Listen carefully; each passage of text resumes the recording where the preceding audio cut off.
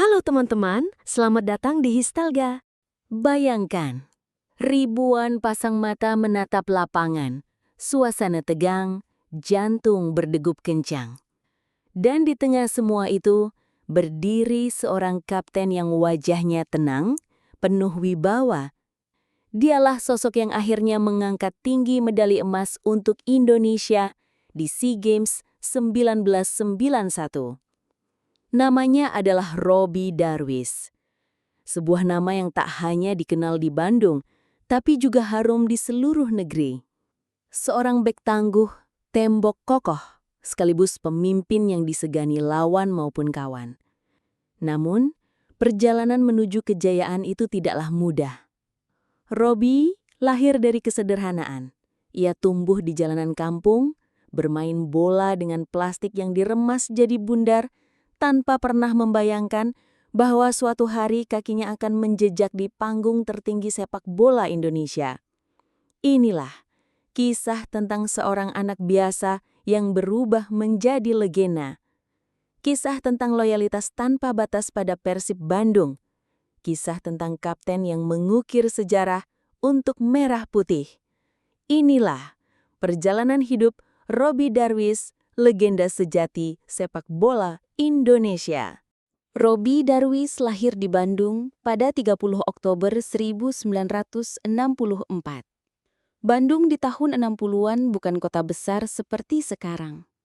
Suasananya masih kental dengan kehidupan kampung, sawah, dan jalanan tanah. Dari situlah Robby tumbuh. Sederhana, apa adanya, tapi penuh ceriaan khas anak-anak. Sejak kecil, Robby sudah jatuh cinta pada sepak bola. Bukan bola asli, bukan bola mahal, tapi bola plastik, atau kadang bola dari kain bekas yang diikat hingga berbentuk bundar. Buat Robby kecil, yang penting bisa ditendang, bisa dimainkan bersama teman-teman. Di jalanan sempit, di lapangan tanah becek setelah hujan, di ganggang kampung. Disitulah Robby belajar arti sepak bola. Bukan hanya soal menendang bola, tapi juga tentang kebersamaan, kerjasama, dan bagaimana menjaga persahabatan lewat permainan sederhana itu. Bayangkan kalau sekarang anak-anak belajar sepak bola di akademi modern dengan rumput sintetis. Robby dulu hanya butuh bola plastik dan semangat yang besar. Tapi justru dari keterbatasan itulah lahir mental baja yang menemaninya sepanjang karier. Robby kecil juga dikenal punya postur yang lebih besar dari teman-teman seusianya. Itu membuatnya sering dipasang jadi pemain belakang dalam permainan kampung.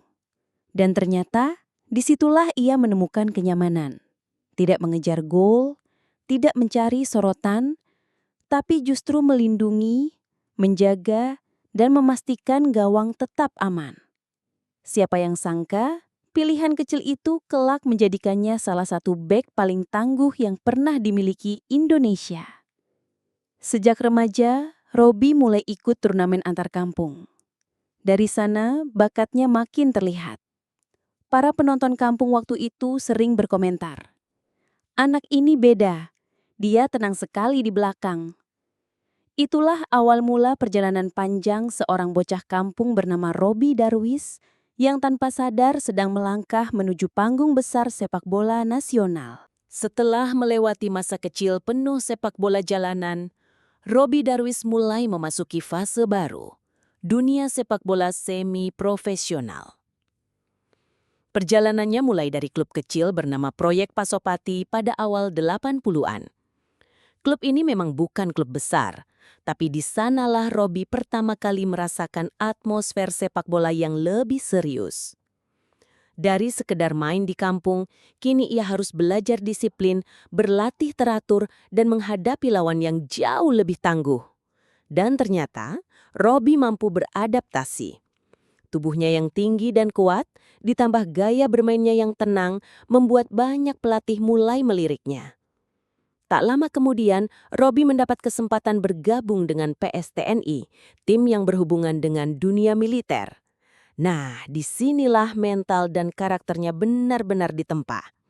Bayangkan, berlatih bersama tentara. dengan kedisiplinan super ketat. Tidak ada kompromi. Keterlambatan, kemalasan, atau menyepelekan latihan bisa langsung ditegur keras. Tapi justru dari pengalaman inilah Robby tumbuh menjadi pemain dengan karakter kuat dan disiplin tinggi. Kalau dipikir-pikir, mungkin tanpa pengalaman di PSTNI, Robby tidak akan pernah jadi kapten tenang yang disegani lawan dan kawan. Karena disinilah ia belajar. Sepak bola bukan cuma soal teknik, tapi juga soal mental baja. Di lapangan, Robby mulai dikenal sebagai bek yang jarang panik. Saat lawan menyerang, ia tidak buru-buru menendang bola sembarangan, tapi tetap tenang, membaca arah permainan, lalu mengambil keputusan tepat. Karakter inilah yang kelak membuatnya jadi salah satu bek terbaik Indonesia. Masa awal karir ini juga menjadi pintu masuk bagi Robby menuju panggung yang lebih besar. Dari Pasopati, dari PSTNI, hingga akhirnya tawaran dari klub besar tanah air datang menghampiri. Klub itu adalah tim kebanggaan Jawa Barat. Tim yang punya jutaan pendukung fanatik, Persib Bandung. Dan disitulah kisah Robby Darwis benar-benar akan mencapai puncaknya. Tahun 1987 jadi titik balik besar dalam hidup Robby Darwis. Setelah menimba pengalaman di Pasopati dan PSTNI, akhirnya datang tawaran yang tidak bisa ia tolak. Bergabung dengan klub kebanggaan tanah kelahirannya, Persib Bandung. Bagi Robby, bermain untuk Persib bukan sekadar karir, tapi juga mimpi kecil yang akhirnya terwujud. Ia tumbuh di Bandung, ia menyaksikan euforia bobotoh dari kecil, dan kini ia punya kesempatan untuk mengenakan jersey biru kebanggaan itu. Sejak awal bergabung, Robby langsung menjadi bagian penting di lini belakang. Posturnya yang tinggi dan gagah, ditambah ketenangannya, membuatnya jadi tembok sulit ditembus. Supporter mulai mengenalnya. Setiap kali Robby mematahkan serangan lawan, sorakan bobotoh menggema. Bayangkan suasana Stadion Siliwangi waktu itu. Ribuan bobotoh berdiri, bernyanyi tanpa henti, dan di tengah euforia itu, ada sosok Robby Darwis yang tenang menjaga pertahanan. Era 80-an hingga awal 90-an, sepak bola Indonesia masih dipenuhi rivalitas panas. Persib berhadapan dengan tim-tim kuat seperti PSMS Medan, Persebaya Surabaya, dan PSM Makassar. Pertandingan penuh drama, keras, dan syarat emosi. Tapi di tengah itu semua, Robby selalu tampil konsisten. Ia bukan pemain yang suka cari sensasi. Ia tidak banyak bicara di lapangan, tapi aksinya sudah cukup jadi jawaban. Dan puncaknya datang pada musim Liga Indonesia 1994-1995. Saat itu, untuk pertama kalinya kompetisi Perserikatan dan Galatama digabung menjadi satu Liga Nasional. Persib tampil luar biasa dan Robby Darwis jadi bagian penting dari skuad tersebut. Final digelar di Stadion Gelora Senayan, sekarang GBK. Persib berhadapan dengan Petrokimia Putra. Pertandingan berlangsung menegangkan, tapi Persib berhasil menang 1-0 lewat gol Sutiono Lamso. Ketika peluit panjang berbunyi, Robby Darwis dan rekan-rekannya pecah dalam euforia. Persib resmi jadi juara Liga Indonesia pertama, dan nama Robby makin melekat sebagai ikon. Kalau di Eropa kita mengenal istilah One Club Man, seperti Paolo Maldini di AC Milan atau Ryan Giggs di Manchester United. Di Indonesia, kita punya Robby Darwis, pemain yang hampir seluruh karirnya dihabiskan untuk Persib. Bagi bobotoh, Robby bukan sekadar pemain. Ia adalah simbol loyalitas, ketenangan, dan kepemimpinan. Setiap kali Persib disebut, nama Robby Darwis pasti selalu masuk dalam daftar legenda. Setelah tampil gemilang bersama Persib, jalan Robby Darwis menuju Timnas Indonesia terbuka lebar. Posturnya yang gagah, gaya bermain yang tenang, serta kemampuan memimpin di lapangan membuat pelatih-pelatih Timnas tidak ragu memanggilnya. Robby pertama kali masuk ke skuad Merah Putih pada pertengahan 80-an. Saat itu, Timnas Indonesia masih sering naik turun performanya. Tapi kehadiran Robby memberi warna baru di lini belakang. Ia bukan sekadar bek biasa. Ia mampu menjaga pertahanan dengan disiplin, sekaligus menjadi sosok pemimpin yang menenangkan rekan-rekannya. Dan puncak karir timnas Robby Darwish datang pada tahun 1991 di ajang SEA Games Manila, Filipina. Indonesia melaju ke final, menghadapi rival abadi, Thailand. Pertandingan berjalan sengit, skor imbang, hingga akhirnya harus ditentukan lewat adu penalti. Jantung jutaan penonton Indonesia saat itu berdegup kencang.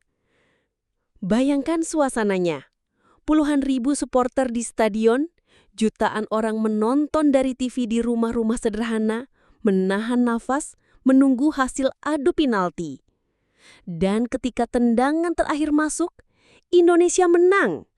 Sorak-sorai langsung menggema, para pemain saling berpelukan, dan di tengah euforia itu berdiri seorang kapten yang dengan wajah tenang mengangkat tinggi trofi emas, Robby Darwish.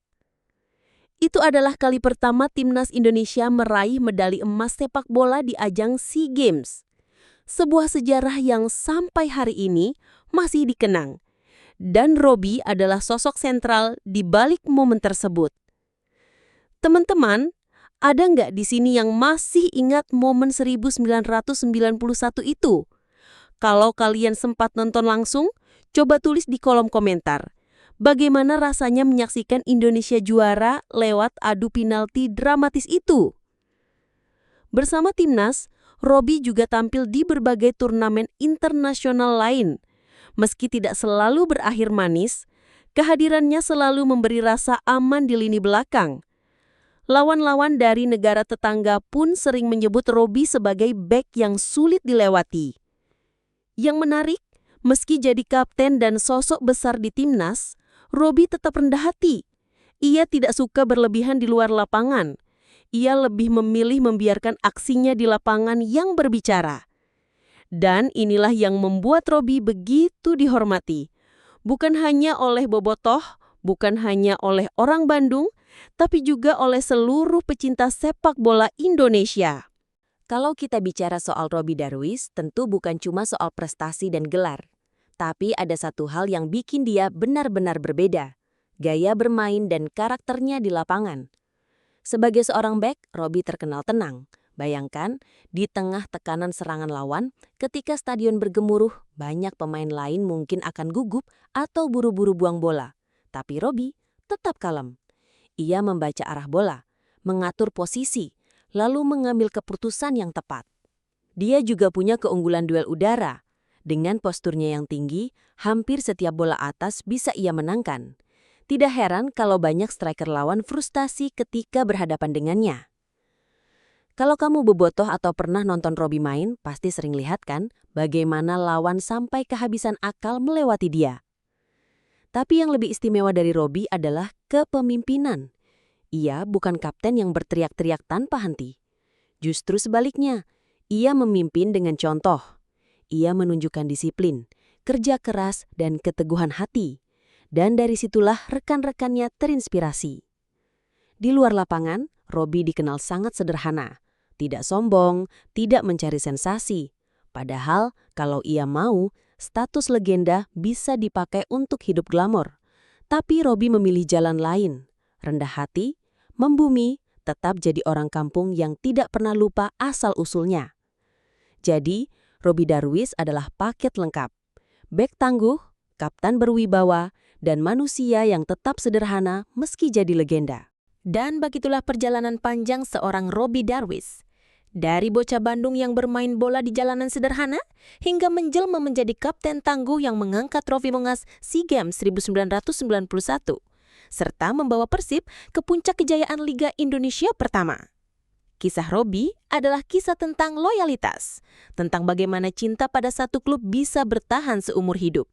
Di era sekarang, ketika banyak pemain mudah pindah demi kontrak lebih besar, sosok seperti Robby terasa begitu langka. Dia mungkin sudah tidak lagi berlari di lapangan, tapi jejaknya akan selalu hidup di setiap Can Boboto, di setiap cerita nostalgia tentang Persib, dan di setiap kenangan emas sepak bola Indonesia. Bagi kita, Robby Darwish bukan hanya legenda, ia adalah inspirasi. bahwa kerja keras, disiplin, dan ketulusan bisa membawa seseorang dari kampung sederhana ke panggung kejayaan nasional. Dan yang paling indah, Robby tetap membumi. Ia tetap jadi sosok sederhana yang tidak pernah melupakan asal-usulnya. Itulah yang membuatnya dicintai, bukan hanya karena prestasi, tapi juga karena kepribadiannya. Kalau kalian sendiri, apa momen paling berkesan dari Robby Darwish? Apakah ia saat mengangkat trofi di SEA Games 1991? Atau saat Persib jadi juara Liga Indonesia pertama tahun 1995? Tulis di kolom komentar ya, kita nostalgia bareng. Jangan lupa subscribe dan ikuti perjalanan kita di Histalga. Karena legenda tak pernah benar-benar hilang.